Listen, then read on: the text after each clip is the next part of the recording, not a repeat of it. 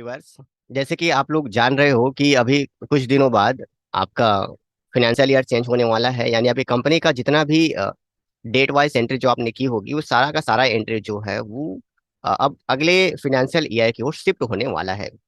तो अब सिचुएशन ये होता है कि अगर हम फाइनेंशियल ईयर को चेंज करते हैं तो उसे कैसे चेंज करें, और दूसरा चेंज होने के बाद क्या क्या इफेक्ट होता है उसे हम जानेंगे, ताकि आपको नई जो एंट्री है उसे करने में आसानी हो सकता है आप नए नए टेली ऑपरेटर हो और इस चीज़ को आपको समझ में नहीं आता हो और आप समझना चाहो तो इसका यूज कर सकते हो। और सही तरीके से बोला जाए तो ये वीडियो ये बताता है आपको कि अगर कोई फिनेंशियल ईयर चेंज करते हैं तो कैसे उसे चेंज करते हैं, और उसके बाद आपका उस टेली में क्या क्या इफेक्ट पड़ता है, क्या क्या चीज़ों पर इफेक्ट पड़ता है उसे जानना है।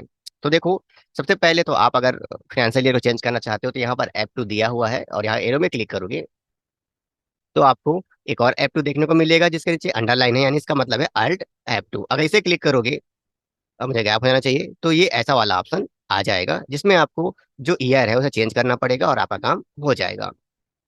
और यहाँ से अगर आपको नहीं बनता, जैसे आप चाहते हो कि और अलग तरीके से इसको देखना चाहोगे तो एक बार यहाँ भी जा सकते हो, अल्टर कर सकते हो और यहाँ जो डेट है उसे भी बदल सकते हो, यानी फिनेंशियल ईयर जो बिगनिंग है इसे। लेकिन ये एक नए सीजन को ले लेगा, यहाँ से गलती होने पर ही हमें इस काम को करना चाहिए। लेकिन मेन मकसद आपका यही है कि जब आप F2 दबाते हो तो सॉरी, आप अल्ट F2 लेते हो तो यहाँ पर जो दिखाई दे रहा है डेट, इसे में हमें बदलाव करना है। ये हमारा फिनेंशियल ईयर को चेंज कर देगा, यानी करेंट पीरियड को हमारा चेंज कर देगा। तो कैसे वर्क करना है देखो, ये सीधा से जाओ और लास्ट में जो है उसे जो है जो भी है उसे इस फिनेंशियल जो बदलने वाला है वो डाल दो और इसे सेव कर दो। यानी आपका जो डेट है वो डेट तो बदलेगा नहीं, ये जो सिर्फ आपका ईयर है वही चेंज होता है और इसे हम सेव कर देते हैं। सेव करने से कुछ खास प्रभाव, सबसे पहले प्रभाव पड़ेगा डे बुक में।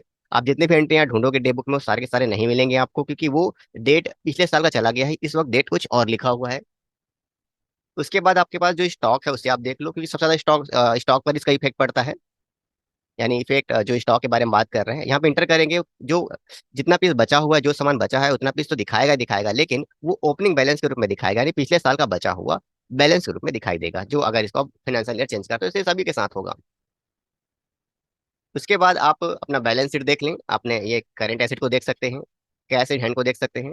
ये भी आपका ओपनिंग बैलेंस हो जाएगा, यानी पिछले साल का कितना कैश बचा है ये दिखाई देगा। सभी को जहां भी कैश वाले मैटर्स हैं उसको देखोगे तो सभी का ओपनिंग बैलेंस देखने को मिलेगा, यानी पिछले साल का बचा हुआ स्टॉक है, अभी आप देखोगे तो वो फिर से वही खुल गया, ओपनिंग बैलेंस के रूप में सब दिखाई देगा पिछले साल का। और इस प्रकार आपकी सारी एंट्री जो है वो पिछले ओपनिंग बैलेंस के रूप में आपको देखने को मिलेगी। यानी हम कह सकते हैं कि टेली आपको इस वक्त दिखाएगा कि आपका जितना भी जो बैलेंस है वो पिछले साल का बैलेंस है, उसी को यहाँ पे शो कर रहा है। अब हमें नए साल की एंट्री करिए और बिजनेस एंट्री करिए, कोई दिक्कत नहीं है। अगर किसी को पेमेंट की बारी है, जैसे आप कैश लेते हो, अब चेंज हम कर दिए हैं, तो अगर किसी का कुछ बचा है, जैसे इसका बचा होना चाहिए, तो वो बचा का बचा ही दिखाई देगा। वो जो बैलेंस है वो बैलेंस जो बचा है उसमें कोई फर्क नहीं होने वाला है, यानी जिसको जिसको देना है, जिसे जितना लेना है वो आपको दिखता ही रहेगा, उसका फर्क नहीं होगा।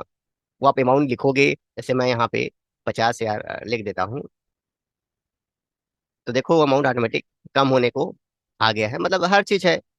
तो जो डेट है बस वही फर्क पड़ता है, स्टॉक कैश इन हैंड, यानी जो भी बचने वाली चीज है ना, जितना भी एक पर मीटर आप समझो, जितना भी बचने वाली चीज है वो सारा का सारा ओपनिंग बैलेंस के रूप में आपको टेली में दिखने वाला है। बाकी कोई फर्क विशेष नहीं होता है, आप अपनी नॉर्मल तरीके से एंट्री कर सकते हो, आप जैसा चाहो बार कर सकते हो। तो इस प्रकार अगर फाइनेंशियल ईयर चेंज करते हो तो क्या इफेक्ट होता है हमने समझा दिया। और अगर हमारा ये पहला वीडियो आप देख रहे हो तो पिछले सभी वीडियो में जाकर देखो, हर एक वीडियो एक एक, एक प्रॉब्लम को सॉल्व कर रहा है। और मैं ये मानता हूँ कि अगर आप हर एक वीडियो को अच्छे तरीके से सीख गए तो आप टेली से रिलेटेड जॉब में आने वाले जितने ही प्रॉब्लम है सबका सोल्यूशन अपने जहां आप वर्क करोगे वहां पर दे पाओगे, और इस प्रकार आपको जॉब, सैलरी और अच्छा प्रमोशन मिलेगा। तो आज के लिए इतना ही, और मिलते हैं किसी अलग वीडियो पर।